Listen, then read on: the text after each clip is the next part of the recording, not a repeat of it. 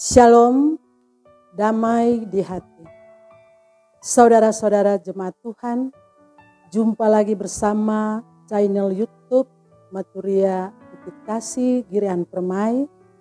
Kita akan menjabarkan trilogi pembangunan jemaat tanggal 1 sampai tanggal 7 Juni tahun 2025. Dengan bahan bacaan dari kitab Perjanjian Lama terambil dalam Yesaya 44 ayat 1 sampai ayatnya yang ke-8. Serta tema mingguan Gemim, Tuhan satu-satunya Allah. Namun sebelumnya mari kita berdoa. Segala puji syukur, hormat dan kemuliaan kami persembahkan kepadamu ya Tuhan Allah. Saat ini kami akan membaca dan merenungkan akan firman-Mu. Kami bermohon ya Tuhan, kiranya Engkau kuasai akan hati dan pikiran kami dengan kuasa Roh Kudus. Agar ya Tuhan, firman Tuhan yang kami akan baca dan kami akan renungkan, kami boleh mengerti, memahami, dan melakukan apa yang Tuhan kehendaki. Berkati hamba-Mu, berkati kami semua.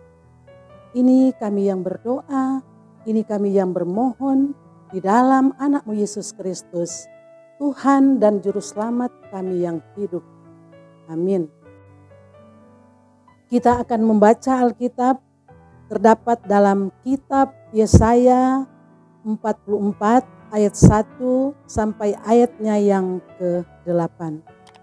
Lembaga Alkitab memberi judul dengan perikop Tuhan satu-satunya Allah pemilik Israel. Namun sekarang dengarlah, hai Yakub hambaku, dan hai Israel yang telah kupilih. Beginilah firman Tuhan yang menjadikan engkau, yang membentuk engkau sejak dari kandungan, dan yang menolong engkau. Janganlah takut, hai hambaku Yakub, dan hai Yesurun yang telah kupilih. Sebab aku akan mencurahkan air ke atas tanah yang haus, dan hujan lebat ke atas tanah yang kering. Aku akan mencurahkan rohku ke atas keturunanmu dan berkatku ke atas anak cucumu. Mereka akan tumbuh di antara rumput seperti pohon-pohon gandarusa di tepi aliran air. Yang satu akan berkata, aku milik Tuhan.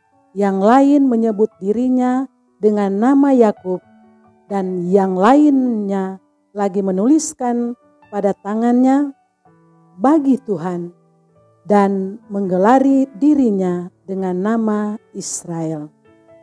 Beginilah firman Tuhan, Raja dan Penebus Israel, Tuhan semesta alam. Akulah yang terdahulu dan akulah yang terkemudian. Tidak ada ilah selain aku. Siapakah seperti aku? Biarlah ia berseru, biarlah ia memberitahukan dan memaparkannya kepadaku. Siapakah yang mengabarkan dari dahulu kala hal-hal yang akan datang? Apakah yang akan tiba? Biarlah diberitahukan kepada kami. Janganlah gentar dan janganlah takut. Bukankah dari dahulu telah kukabarkan dan kuberitahukan hal itu kepadamu? Kamulah saksi-saksiku, adakah ilah selain aku? Tak ada gunung batu yang lain, tidak ada yang ku kenal.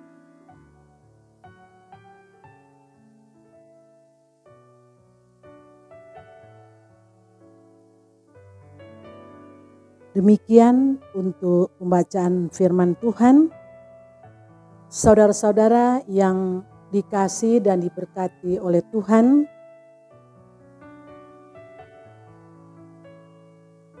tema bulanan keluarga, basis, penginjilan, dan diakonia. Dan tema mingguan, Tuhan satu-satunya Allah. Alasan pemilihan tema. Sadar atau tidak, orang percaya sering mengabaikan Tuhan Allah dan bersandar pada kekuatan diri sendiri serta kepada ilah lain atau pada idol atau ilah-ilah yang berbentuk materialisme, individualisme, dan hedonisme. Paham-paham ini telah mempengaruhi dan mengendalikan tujuan hidup manusia. Bentuk mengilahkan kekuatan lain juga nampak ketika orang percaya menghadapi pergumulan sakit, mencari pekerjaan, mencari jodoh, kelancaran bisnis, dan lain sebagainya. Mereka cenderung memilih mencari dukun, paranormal, dan orang yang dianggap pintar untuk mendapatkan solusi dari masalah yang sementara dihadapi. Setiap sikap seperti yang disebutkan di atas dapat dilihat sebagai bentuk ketidaktaatan dan ketidakkesetiaan kepada Tuhan Allah. Sebab tidak boleh ada sesuatu pun, baik benda, orang maupun ambisi, ditempatkan pada posisi yang lebih tinggi daripada Tuhan Allah. Sebab ia tidak menghendaki sikap memperilah manusia, harta benda, status, dan semua pencapaian tujuan hidup dengan cara mengutamakan hal-hal lain di luar kehendaknya. Kenyataan sekarang ini menunjukkan adanya kecenderungan di mana prinsip hidup, hasrat pencapaian sesuatu, hobi, pekerjaan, dan lain sebagainya telah dijadikan hal yang pertama dan utama yang cenderung menggantikan posisi Tuhan Allah. Padahal penting bagi orang percaya untuk dapat mengambil keputusan yang benar, yaitu menempatkan Tuhan sebagai satu-satunya Allah. Teks bacaan kita minggu ini direnungkan di bawah tema Tuhan satu-satunya Allah. Pembahasan tematis kitab Yesaya terbagi atas 3 bagian. Bagian pertama pasal 1 sampai 39 Proto Yesaya ditujukan kepada umat Tuhan antara tahun 740 sebelum Masehi sampai dengan tahun 700 sesudah Masehi, di mana nabi pada waktu itu menentang Raja Yehuda yang bersekutu dengan Mesir dalam menghadapi ancaman Asyur. Bagian kedua pasal 40 sampai ayat 55 Deutero Yesaya ditujukan kepada orang buangan di Babel sehingga tahun 550 sebelum Masehi, setelah dihancurkannya Bait Allah di Yerusalem oleh Nebukadnezar, ada sebagian umat yang beranggapan bahwa Tuhan tidak cukup kuat melindungi mereka dari ancaman. Oleh karena itu, Nabi menawarkan tentang kemahakuasaan Tuhan yang mampu mengerjakan rencana penyelamatannya, termasuk di Babel sekalipun. Bagian ketiga pasal 56 sampai 66 Rito Yesaya ditujukan kepada umat yang telah pulang dari pembuangan. Dengan demikian teks bacaan Yesaya 44 ayat 1 sampai 8, termasuk dalam Yesaya bagian kedua yang berisi tentang penegasan Tuhan sebagai satu-satunya Allah yang sejati dan kedaulatannya atas umat pilihannya. Pada ayat 1, ajakan kepada umat Israel untuk mendengar, Ibrani Syama artinya mendengar, memperhatikan, mengerti, dan taat melakukan. Status umat Tuhan akan dipilih atau dipulihkan dan mereka mendapat 3 nama panggilan Yakub hambaku, Israel yang telah kupilih, dan Yeshurun. Sebutan Yakub hambaku mengandung arti mereka adalah umat pilihan Allah sejak dari nenek moyang mereka Abraham, Ishak, dan Yakub. Pemilihan Tuhan Allah kepada Israel yang sudah dari awal kehidupan, yaitu sejak dijadikan dan dibentuk dalam kandungan, dipertegas lagi dalam ayat 2. Tapi ada hal yang menjauhkan hubungan antara umat dengan Tuhan Allah, yaitu ketakutan menghadapi kekuatan penguasa di Babel dan kekuatan akibat perbuatan umat sendiri karena tabiat buruk mereka di hadapannya. Nama Yeshurun adalah sebuah gelar langka bagi Israel yang berarti orang jujur dan tulus hati. Hal ini sejajar dengan ungkapan, "Hai Yakub hambaku." Maksud dari pemberian nama Yeshurun adalah umat Tuhan yang mengalami krisis spiritual dikembalikan lagi pada hubungan yang penuh kasih dan identitas sebagai hamba dan umat pilihan. Tuhan Allah yang penuh kasih karunia menyebut umatnya yang penuh dosa sebagai umat yang sangat dikasihinya, umatnya yang jujur dan tulus hati. Pada ayat 3, tindakan Tuhan Allah dibahasakan secara indah dengan, "Aku akan mencurahkan air ke atas tanah yang haus, hujan lebat ke atas tempat yang kering, dan mencurahkan rohku ke atas keturunanmu."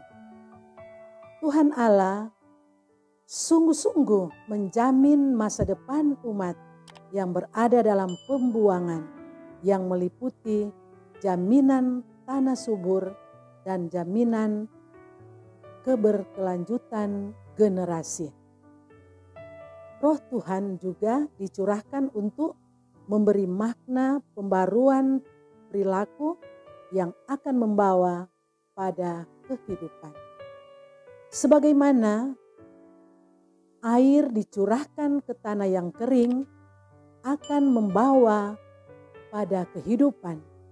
Sebagaimana air dicurahkan ke tanah yang kering akan membawa harapan untuk hidup, demikian juga dengan roh Tuhan yang dicurahkan kepada keturunan Israel akan membawa pembaharuan spiritual kehidupan bagi anak cucu Israel. Terpeliharanya anak cucu digambarkan pada ayat 4, yaitu mereka akan tumbuh seperti rumput di tengah air yang melambangkan kesuburan dan kemakmuran. Dengan demikian, anak cucu Israel terhubung dengan berkat Tuhan Allah. Anak cucu Israel yang terpelihara akan terus bertambah serta akan menjadi bangsa yang besar. Pembangunan di Babel bukan berarti berakhirnya generasi atau matinya bangsa Israel, karena apa yang dianggap akan mati oleh orang Israel akan dapat hidup oleh Tuhan Allah. Bagaikan akar rumput yang berhubung dengan air dan seperti pohon ganda rusa. Sifat pohon ini cepat dapat bertunas, bercabang, dan mengeluarkan ranting yang banyak. Hal yang sama berlaku atas Israel, bahwa mereka mendapat berkat dengan keturunan bertambah banyak, tetapi juga berada dalam pemeliharaan Tuhan Allah. Israel yang bangga sebagai umat Tuhan, maka lahirlah pengakuan, "Aku kepunyaan Tuhan" dalam ayat 5. Namun yang mengaku sebagai umat Tuhan bukan hanya umat keturunan Yakub, tetapi ada yang menyebut diri sebagai Yakub dan Israel, yaitu bangsa-bangsa lain. Ini terlihat melalui penggunaan kalimat menyebut dirinya dengan nama Yakub dan yang menuliskan pada tangannya kepunyaan Tuhan. Jika pada ayat 5 Israel memproklamasikan bahwa mereka adalah kepunyaan Tuhan, dan maka pada ayat 6 Tuhan memproklamasikan dirinya sebagai Raja, penebus Israel, dan Tuhan semesta alam. Sebagai Raja berarti Tuhan memiliki kedaulatan untuk membebaskan umatnya. Sebagai penebus berarti Tuhan sebagai penolong Israel. Dan sebagai Tuhan semesta alam berarti Tuhan dapat melakukan pertolongan dimanapun dan kapanpun. Istilah terdahulu dan terkemudian mempertegas bahwa kekuasaan Tuhan Allah mencakup semua keberadaan dari awal sampai akhir dan tak terbatas oleh lintasan sejarah. Sebagai yang terdahulu dan terkemudian memberi penegasan bahwa tidak ada Tuhan Allah, sudah ada sebelum segala sesuatu, ada dan yang masih akan tetap ada ketika segala sesuatu tidak ada lagi. Keistimewaan Tuhan Allah dalam ayat 7 dibahasakan dengan pertanyaan, "Siapakah seperti aku?" Tidak ada Allah manapun yang dapat dibandingkan dengan Tuhan Allah, termasuk Dewa Bel, yang dipercaya sebagai ilah atau dewa orang Babel. Suatu tantangan diberikan, yaitu siapa yang sama dengan Tuhan Allah supaya dapat membuktikan diri, terutama bukti yang diminta adalah mengabarkan diri dari dahulu kala hal-hal yang akan datang. Ternyata ilah-ilah lain itu tidak mampu memberi bukti dan terbukti. Hanya Tuhan Allah yang berkuasa mengendalikan sejarah. Anggapan bahwa ada banyak Allah ditolak dengan dipertegaskan Tuhan Allah itu satu, yaitu Allah Israel. Dalam ayat 8 dikatakan, "Jangan gentar dan jangan takut," menjadi penguatan kepada umat Tuhan yang berada di pembuangan supaya tidak takut dan menaruh harap hanya kepadanya saja. Kekuasaan Babel tidak dapat mengikat dan menekan umat Tuhan selamanya, dan bukan Babel yang akan membebaskan mereka, melainkan hanya Tuhan Allah. Hal tersebut sudah sejak dahulu telah disampaikan kepada umat Israel. Terhadap hal ini, bangsa Israel dipanggil menjadi saksi tentang tidak adanya ilah lain selain Tuhan Allah Israel. maka tidak ada gunung batu yang lain, tidak ada dasar iman lain yang sedemikian kokoh seperti Tuhan Allah. Makna dan implikasi firman. 1. Setiap orang percaya harus menjadikan Tuhan sebagai satu-satunya Allah. Sikap percaya ini meliputi pengakuan akan Tuhan Allah yang berdaulat serta menyaksikan kedaulatannya ke dalam kehidupan sehari-hari dengan menjadikan Tuhan Allah sebagai prioritas utama dalam semua aspek kehidupan. Setiap orang percaya harus bersikap tegas, menolak segala bentuk penyembahan kepada ilah-ilah lain dalam segala bentuk. Masih ada orang percaya menganggap bahwa ada kekuatan di balik batu besar, pohon besar, di gunung-gunung, dan lain sebagainya. Tuhan Allah adalah otoritas satu-satunya, melampaui segala otoritas yang ada di dunia. Karena itu, hidup orang percaya harus berada di bawah otoritasnya. 3. Orang percaya kiranya tetap menjalani kehidupan sehari-hari dengan tidak menjadi materialistis, tidak menjadikan kesenangan dan kepuasan diri sebagai prioritas utama, sehingga menjadi hedonistis dan individualistis. Janganlah meragukan kuasa Tuhan Allah dengan pergi mencari perlindungan dan pertolongan pada yang memiliki kekuatan tertentu. Sebab menjadikan hal-hal lain sebagai ilah selain Tuhan Allah adalah dosa. 4. Kasih Tuhan Allah itu tanpa batas. Sebab walaupun identitas sebagai umat pilihan telah dirusak karena dosa, tetapi ia tetap berinisiatif untuk memulihkan. Tuhan Allah memiliki kemampuan tak terbatas untuk membuat datangnya kehidupan baru, walaupun dari tempat kering sekalipun. Dikiaskan dengan kesuburan bagi tanah dan terpeliharanya anak cucu.